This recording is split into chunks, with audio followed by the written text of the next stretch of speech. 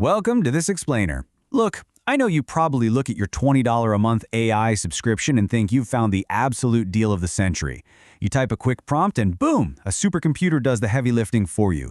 But I've got to be straight with you, you're actually living inside a massive, temporary, and heavily subsidized illusion.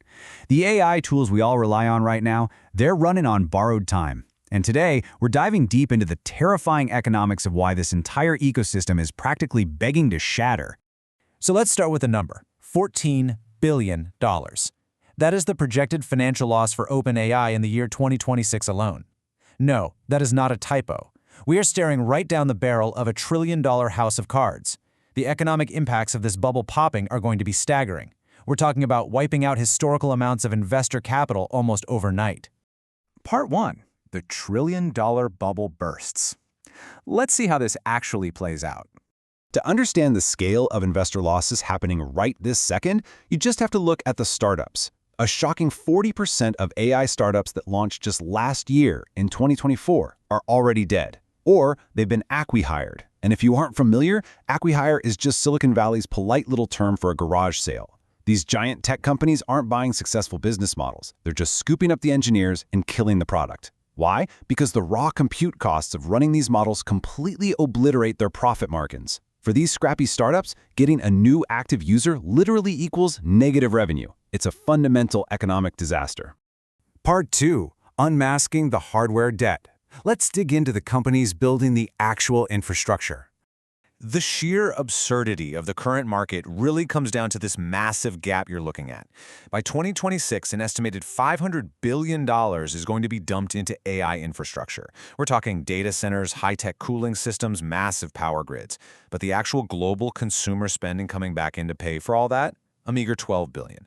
That right there is a revenue black hole roughly the size of a mid-sized country's entire economy. So, how exactly do big tech companies fill a financial void that insanely huge? Debt. Incomprehensible, mind-bending levels of corporate debt. Meta is out there raising $30 billion in bond markets just to keep liabilities off their public books. Microsoft, they just locked themselves into an unbreakable 20-year deal to literally restart the 3 Mile Island nuclear plant. Google is forming its own nuclear partnerships. They are mortgaging their corporate futures to power a software gamble that simply cannot support itself financially. Now you might be thinking, hey, isn't this just like the dot-com crash? We survived that. Well, not exactly. The economic fallout here is a totally different beast. The dot-com bubble was brutal, for sure. But when it popped, it left behind millions of miles of highly useful fiber optic cables. It essentially built the foundation for the modern internet. But the AI crash?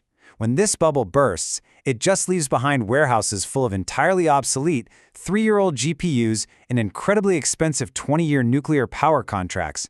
It's just dead weight. We're all going to be paying higher utility bills for decades just to fund this weird experiment. Part 3. Silicon Valley's illusion of profit. Okay, if the unit economics are garbage and the debt traps are this disastrous, how are these massive tech companies posting record AI revenues on Wall Street every single quarter? Well, it all comes down to a very clever accounting trick. Let's walk through what the industry likes to call a strategic partnership. But honestly, it's basically a round-trip scam. Step 1. Microsoft publicly announces a $13 billion investment into OpenAI. Massive news, right? But wait, that's mostly not cash, it's Azure Cloud credits. It's essentially a giant gift card to Microsoft's own servers. Step 2. OpenAI takes that capital and uses it to buy NVIDIA GPUs. Step 3. NVIDIA proudly steps up to the mic and posts record quarterly revenue. And Step 4. The cycle completes. The money literally just played musical chairs. It creates this beautiful illusion of profit to keep investor confidence sky high, while almost zero real fresh cash from consumers has actually entered the ecosystem. Part 4. The hidden token tax. Let's step down from all those corporate shell games for a second and look at the actual mechanics of the AI tools you're using. Why are they fundamentally bleeding so much money on the back end? Tech executives absolutely love to brag that compute costs are dropping. And, strictly on a per-word basis, they are. But modern AI uses something called agentic workflows. When you ask your AI to fix a bug in your code, it doesn't just write out a quick answer anymore. It spawns all these hidden background tasks. It rereads files, it double-checks its own work, it runs invisible tests. So one simple request from you can easily chew through hundreds of thousands of tokens behind the scenes. The cost per token might have dropped, sure, but the pure volume of consumption has absolutely exploded. And it's bankrupting the providers. So to slow down this terrible financial bleeding, providers are quietly rolling out what we call the stealth nerf. Tell me, have you noticed your favorite AI getting kinda lazy lately? Seriously, a year ago it used to one-shot complex code or generate flawless art in seconds. Now, half the time it forgets your project midway through, it spits out images of people with 7 fingers, it pushes your message caps from 5 hours to 8 hours, and they've secretly swapped out that premium genius model you thought you were paying for with a much cheaper, smaller version. The product is actively, intentionally getting worse just to save them money. Part 5. Your subscription is bait. And this is where it hits home. Let's look directly at your wallet. If you are a power user, say you're generating around 10 billion tokens a year for your work, the raw, actual, unsubsidized cost of your usage is roughly $15,000. But on a max subscription right now, you're only paying about $1,200 a year. Think about that gap. You, my friend, are part of a massive, temporary bait-and-switch operation. You are currently enjoying a 92% hidden AI subsidy. Does this feel familiar? Think back to the 2014 Uber Millennial Subsidy. Remember the golden days when a spotless black SUV would drive you 40 minutes to the airport for like $11? That math never, ever made sense. Venture capitalists were deliberately taking a massive financial hit, literally paying the rest of your fare just to crush legacy taxi companies and force you to build a habit. That is exactly what your $20 AI subscription is doing today. They are swallowing that $15,000 bill so you get completely addicted to the workflow. They are betting everything that you won't be able to live without it when the real bill finally arrives. Part 6. The inevitable AI rug pull. Let's talk about what happens next.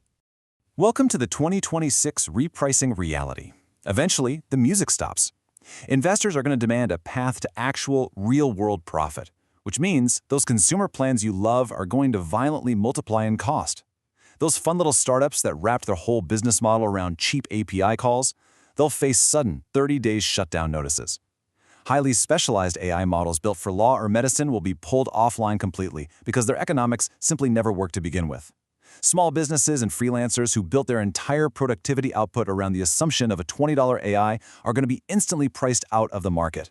So where exactly does this leave us when the dust settles? By 2026, AI is going to transition from this fun, cheap, everyday commodity into an incredibly expensive corporate luxury. The era of cheap intelligence that convinced us all to rebuild our workflows, it's effectively over. The future of AI is only going to empower the giant corporate balance sheets that can actually afford the true unsubsidized cost of computing. So here's the ultimate question we have to ask ourselves. When this $2 trillion AI bubble finally tips over and that clever round-trip illusion completely shatters, who is actually going to take the final hit?